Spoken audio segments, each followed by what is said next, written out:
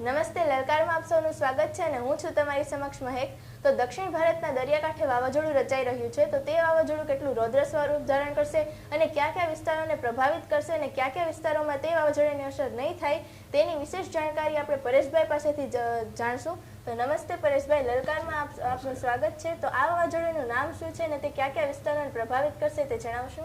ચોક્કસથી માહિતી આપવાની છે. આમ જોવા જઈએ તો જે દક્ષિણ ભારતના ભાગો છે, જેની અંદર તમિલનાડુ હોય, કેરળ હોય અથવા તો આંધ્રપ્રદેશ, કર્ણાટક વગેરે, એ તમામ વિસ્તારોની અંદર અત્યારે ઈશાનનું ચોમાસું ચાલુ હોય. જ્યારે પણ ત્યાં ઈશાનનું ચોમાસું ચાલુ હોય એટલે શ્રીલંકા આસપાસ બંગાળની ખાડી અને અરબ સાગર છે, હિન્દ મહાસાગર છે, એ ખૂબ સક્રિય હોય છે. બેક ટુ બેક બંગાળની ખાડી અને અરબ સાગરમાં એ વરસાદી સિસ્ટમ બનતી હોય છે. એટલે સ્વાભાવિક રીતે અત્યારે આ સિઝનની અંદર ત્યાં સાયક્લોન બને એ એક નોર્મલ બાબત છે, એમાં કોઈ નવું નથી. કેમ કે આ સિઝનમાં દક્ષિણ ભારતમાં એ સાયક્લોનની અસર થતી હોય છે. એવી જ રીતે અત્યારે બંગાળની ખાડી સક્રિય હતી, જ્યાં થોડા દિવસ પહેલાં એક વરસાદી સિસ્ટમ બની. એ વરસાદી system low pressure, well-marked low pressure, ત્યારબાદ ડિપ્રેશન અને ડીપ ડિપ્રેશન બાદ એ સાયક્લોનમાં પરિવર્તિત થઈ છે. હવે એ સાયક્લોન છે એ શ્રીલંકાથી ઉત્તર પૂર્વ દિશામાં અને તમિલનાડુથી પૂર્વ દિશામાં એનું કેન્દ્રબિંદુ હતું. એ સાયક્લોન અત્યારે દક્ષિણ ભારતના મોટાભાગના વિસ્તારોને પ્રભાવિત કરી રહ્યું છે અને એ સાયક્લોનને નામ આપવામાં આવ્યું છે ફેન્જલ. આ નામ પણ સાઉદી અરબ તરફથી આપવામાં આવ્યું છે. આ ફેન્જલ છે એ ફેન્જલ વાવાઝોડું અત્યારે ખાસ કરીને જોવા જઈએ તો છેલ્લા 24 કલાકની અંદર ફેન્જલ વાવાઝોડાની જે અસર છે એ તમિલનાડુ અને પોંડિચેરીની અંદર ખૂબ જોવા મળી છે. ખાસ કરીને તમિલનાડુનું ચેન્નઈ અને જે પોંડિચેરી, આ પોંડિચેરીની અંદર જે અસર જોવા મળી છે, જેમાં ભારેથી અતિ ભારે વરસાદો પણ નોંધાયા છે, જ્યાં એક પ્રકારે જનજીવન ઠપ થઈ ચૂક્યું છે. આ ટાઈપના વરસાદી માહોલ ત્યાં જોવા મળ્યા છે અને અત્યારે એ જે વાવાઝોડું છે એ તમિલનાડુ, પોંડિચેરી થઈ અને પશ્ચિમ તરફ આગળ વધી રહ્યું છે. એટલે પશ્ચિમ તરફ આગળ વધશે એટલે કેરળને પણ પ્રભાવિત કરશે અને ધીમે ધીમે નબળું પડતા પડતા મેંગલુરુ થઈ અને એ અરબ સાગરમાં પ્રવેશ કરશે. જો કે અરબ સાગરમાં પ્રવેશ કરે ત્યાં સુધીમાં એ વાવાઝોડું ખૂબ નબળું પડી જશે. અરબ સાગરમાં જ્યારે એ સિસ્ટમ પ્રવેશ કરશે ત્યારે કાં તો એ વેલમાર્ક લો પ્રેશર છે અથવા તો ડિપ્રેશનના સ્વરૂપમાં એ પ્રવેશ કરે તેવી શક્યતાઓ છે. વાવાઝોડાના સ્વરૂપમાં લગભગ અરબ સાગર સુધી નહીં આવે, કેમ કે અરબ સાગરનું જે દરિયાઈ તાપમાન છે ખૂબ નીચું છે અને સામાન્ય રીતે જોવા જઈએ તો કોઈ પણ વાવાઝોડું હોય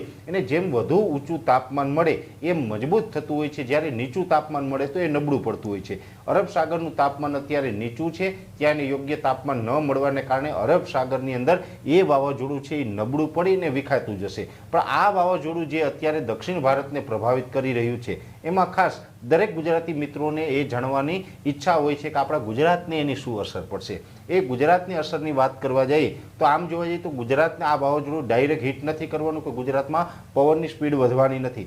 ગુજરાતને માત્ર એટલી અસર કરશે કે આવનારા દિવસમાં, જેમાં 3 ડિસેમ્બરથી લઈને 9 ડિસેમ્બર સુધીનું જે સેશન હશે એ 3 થી 9 ડિસેમ્બરના સેશનમાં ગુજરાતના હવામાનમાં પલટો ચોક્કસથી જોવા મળશે અને એ પલટો એવો હશે કે ગુજરાતના 60 થી 65% વિસ્તાર એવા હશે કે જ્યાં અતિ ગાઢ વાદળ છવાઈ જશે. ઘાટા વાદળોને કારણે વરસાદ તૂટી પડે અથવા તો મોટું માવઠું થવાનું હોય એવો માહોલ ચોક્કસથી જોવા મળશે. જોકે 3 થી 9 ડિસેમ્બર દરમિયાન જે માવઠા જેવો માહોલ ઉત્પન્ન થશે એમાં રાજ્યના તમામ વિસ્તારોમાં માવઠાની શક્યતાઓ નથી, પણ ચોક્કસથી 3 થી 9 ડિસેમ્બરમાં રાજ્યના અમુક વિસ્તારોની અંદર માવઠું થાય તેવી શક્યતાઓ છે. એમાં ખાસ કરીને માવઠાની જે વધારે શક્યતા અમે માની રહ્યા છીએ એ છે મધ્યપ્રદેશ બોર્ડર લાગુ વિસ્તાર અને મહારાષ્ટ્ર બોર્ડર લાગુ વિસ્તાર, જેમાં ખાસ કરીને દાહોદ, ગોધરા હોય કે છોટાઉદેપુર જેવા વિસ્તારો, એમાં હળવા સામાન્ય છૂટાછવાયા ઝાપટા પડી શકે છે. એ સાથે જે દક્ષિણ ગુજરાતના જે ભાગો છે, દક્ષિણ ગુજરાતના ભાગોની અંદર સુરત, વલસાડ, વાપી, નવસારી, બારડોલી, બિલીમોરા, ડાંગ અને તાપી જિલ્લો, આ તમામ વિસ્તારની અંદર પણ માવઠાની શક્યતાઓ છે. એ સાથે સાથે રાજપીપળાનું હવામાન છે એમાં પણ મોટો પલટો હશે. રાજપીપળામાં પણ કદાચ નર્મદા જિલ્લો, રાજપીપળા એટલે કે જે નર્મદા જિલ્લો છે એની અંદર પણ કદાચ હળવા સામાન્ય ઝાપટા પડી શકે છે. ખાસ કરીને આની જે તીવ્રતા છે એ લગભગ તાપી અને ડાંગ જિલ્લામાં માવઠાની શક્યતા વધારે માની રહ્યા છે અને મધ્યપ્રદેશ બોર્ડર લાગુ વિસ્તારમાં દાહોદ, ગોધરા અને છોટાઉદેપુર, ખાસ કરીને છોટાઉદેપુરમાં પણ આ માવઠાની તીવ્રતા જોવા મળશે. એટલે ત્યાં આ માવઠું થાય તેવી શક્યતાઓ છે. ત્યાં પણ આ દક્ષિણ ગુજરાતના મેં આપને જેટલા જિલ્લા જણાવ્યા છે એ તમામ જિલ્લાઓની અંદર નહીં પણ મોટાભાગના જિલ્લા એવા હશે કે એને આવરી લેશે અને ત્યાં પણ સાર્વત્રિક નહીં હોય, આ છૂટાછવાયું માવઠું હશે. ગુજરાતને કોઈ બહુ હેવી અસર થવાની નથી, છૂટાછવાયું માવઠું હશે. બની શકે એવું કે વધારે પડતા ઘાટા વાદળ થવાના છે એટલે કદાચ સૌરાષ્ટ્રના પણ એકલ દોકલ સેન્ટરની અંદર હળવા ઝાપટા કે છાંટછૂટ થઈ જાય તેવી શક્યતા હાલ અમે માની રહ્યા છીએ. તો નમસ્તે પરેશભાઈ, અમારી સાથે જોડાવા બદલ અને માહિતી આપવા બદલ. જી નમસ્કાર.